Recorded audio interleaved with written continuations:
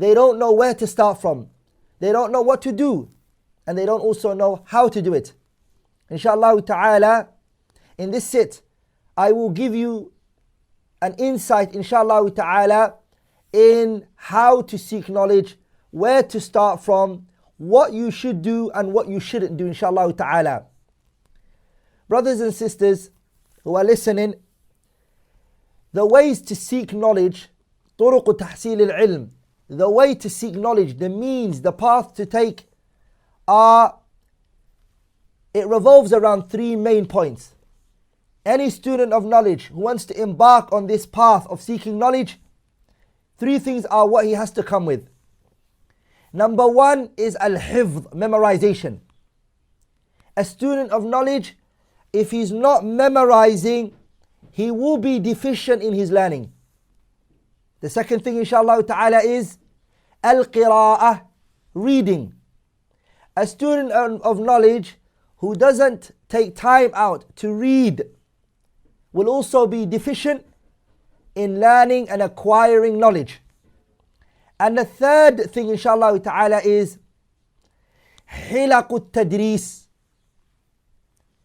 to come to the circles of knowledge, to come to the places where knowledge are being given. If a student of knowledge does not go to a scholar and take knowledge from him, he will be deficient in his acquiring of knowledge. A lot of you may ask yourselves, what do I memorize? How do I memorize? They are very common questions that are asked. Let's go back to the first one of the three things that a student of knowledge needs to gain knowledge. One, hifz, memorization.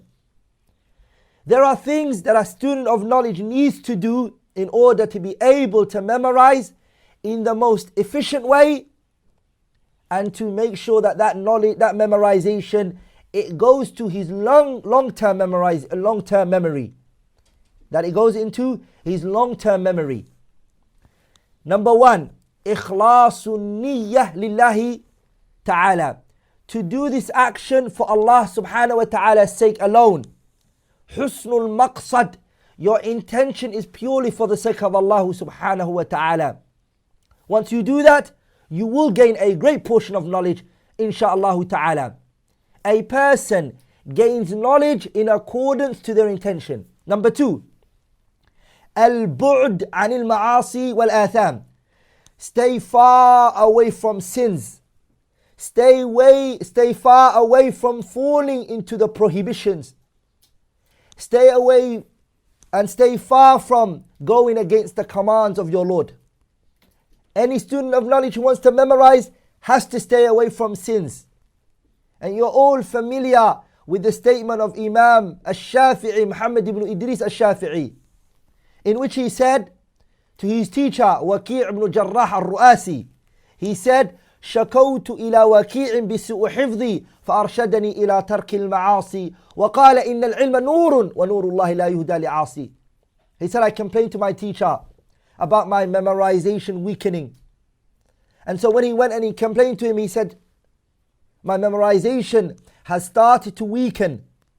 And Imam Waki' ibn Jarrah, he said to him that this knowledge you are taking is light, and sinning will extinguish this light.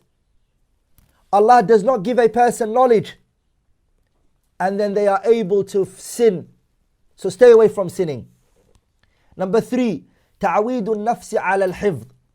It is to consistently train yourself to memorize. A lot of the people don't want to memorize. They just want to rely on books. Number four, al-mudhakara, revision. Taking a person you know, a friend of yours, and sitting with him and reading what you've memorized on him and asking him to correct you if you have weakness in your memorization. Al-mudhakara, revision. Number five, كثرة التكرار للمحفوظ, to always go over what you have memorized, and not to think, since you've memorized this, you don't have to go over it again. That isn't the case. You always go over it. And last but not least, اختيار الزمان والمكان المناسبين, to choose the best time and to choose the best place. Many people want to memorize, and they want to memorize at times when they are tired, at times when their mind is occupied with other things, or they want to memorize in a place which is busy, other people are speaking. They want to memorize in front of the computer. They want to memorize in front of a 50-inch plasma television. That won't work. So to choose the right time and to also choose a place where nothing will take your concentration. Those are the 6 things that help a student of knowledge gain knowledge. Those are the 6 things that allows a student of knowledge to memorize. And that is what we were talking about. Number 2, al-qira'ah, reading. Now some of you may ask a question again. What do you mean reading? How do you read? What do you read? There are, inshallah ta'ala, things that a student of knowledge, he has to observe. And he has to look after when he's reading. There is a manner in which you read. Number 1, اختيار الكتاب المناسب. That the student of knowledge, he chooses the right book to read. A lot of people don't know what book to read. And inshallah ta'ala, I will speak about that in our upcoming points when I speak about what we will be not learning and that which we will be gaining in our online program, Madrasat al-Umariyah, inshallah ta'ala. To choose the right book. Number 2 is اختيار الوقت المناسب. To choose the right time to read. Again, some people try to read in the presence of other people. That isn't correct. When you're reading, you have to find a silent place where there is no one, or there is little movements taking place. If you have a local library, go to that library and read there. Number 3 is what? تقييد الفوائد على طرة الكتاب. The student of knowledge should have a pen when he's reading. And what he does is, on the cover of the book, he writes the benefits, or he even has a little book, a little notebook, where he writes the little benefits that he comes across. And he writes what volume and what page he finds those benefits in. That is one of the ways to read. Number 4 is تنويع في القراءة بين الفنون. It is that the student of knowledge, he doesn't just read one field of the Sharia, but he tries to differ between different fields. Because what happens is, if you only read one field, sometimes you become bored of reading that field. So if you read usul al-fiqh, and then you read mustalah al-hadith, and then you read fiqh, and then you read this and you read that, then your mind will feel energized, and your mind as well, and your heart, and you will also look forward to going back to the subject or the field that you were studying days before. Number 5 is the book you're going to read, to have an overall idea of it. And inshallah ta'ala, when we study the books that we study, inshallah ta'ala, we will do something known as Mabadi'ul Ashar, in which you're going to learn the 10 most basic things that a student of knowledge has to have of every book he is studying or she is studying. It is called what? It is having an overall understanding of that particular field which you are studying, or that book which you're reading. The third one, inshallah ta'ala, is hilaqut tadris, circles of knowledge. Or, in our case right now, coming to this online program and participating by making sure that you listen to the recordings. What is the benefits that it would have in studying from a person of knowledge or studying from a student of knowledge? Why can't I just go and read the book myself and understand the knowledge myself? Why do I have to come to this online program? Or why do I have to go to circles of knowledge? For 2 reasons. First of all is اختصار الطريق لطلب العلم. The teacher or the instructor who is teaching you will instruct you to the shortest. He will instruct you to the shortest path that you can gain knowledge. because he's experienced, he knows that route, and he will give you the shortest route in which you could take in order to obtain knowledge in the most effective way and in the shortest of time. The duration is very short. The second one is معرفة المصطلحات عند أهل العلم. A student of knowledge, if he reads a book himself, he may not know the terminologies that are being used here. And the teacher would be able to tell you that this term that is used here by this scholar, he means this, not what other scholars mean by it. And who's able to tell you that? An instructor, a teacher, a person who's higher than you in knowledge. He will give you what? The terminologies of the scholars and the wordings, what they meant by it, and the way they authored their books.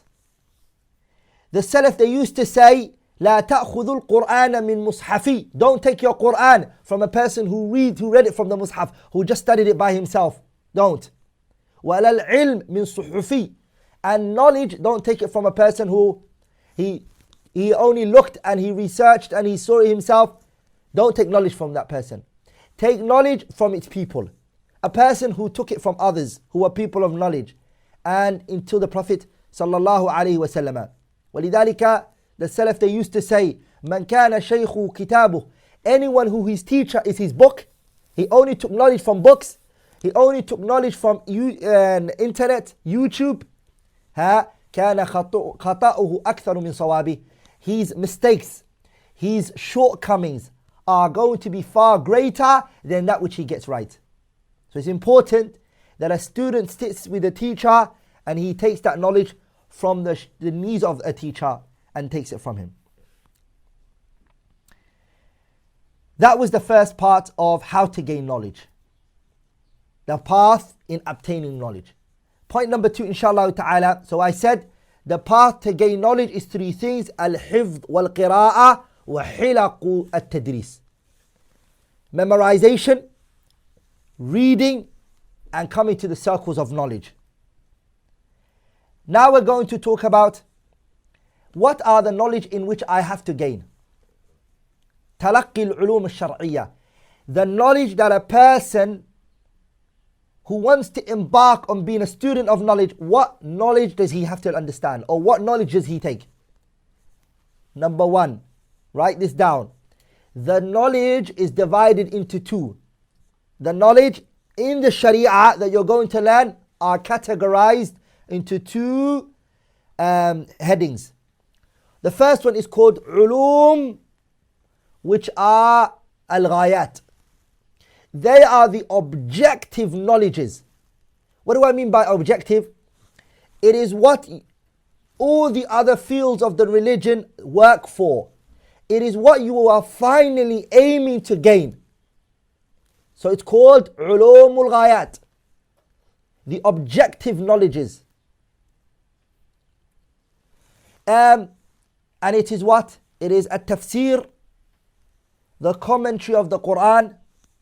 Number 2 is al-hadith, the traditions of the Messenger sallallahu alaihi wasallam. Number 3 is al-fiqh, jurisprudent rulings. And 4 is al-aqidah, Islamic creed. Those 4 that I mentioned are called ulum al-ghayat, ama ulum al-maqasid. They are both called. It is what everyone wants to finally gain. But you can't go to ulum al-maqasid, ama ulum al-ghayat, ama ulum al-asliyah, whichever you want to call it. You will never be able to gain it unless you study the second form of knowledge there is, which is called ulumul alah, which is the instrumental knowledges. It's called an instrumental knowledge. It works, it's an instrument to allow you to understand al-tafsir, commentary of the Quran, al-hadith, the Prophet's traditions, al-fiqh, the jurisprudent rulings, and last but not least, aqidah, Islamic creeds. Those 4, there are instruments that a student of knowledge needs in order to understand these 4. And they are as follows. The Quran, the instrument that you have to have, or the knowledge which you need to have in order to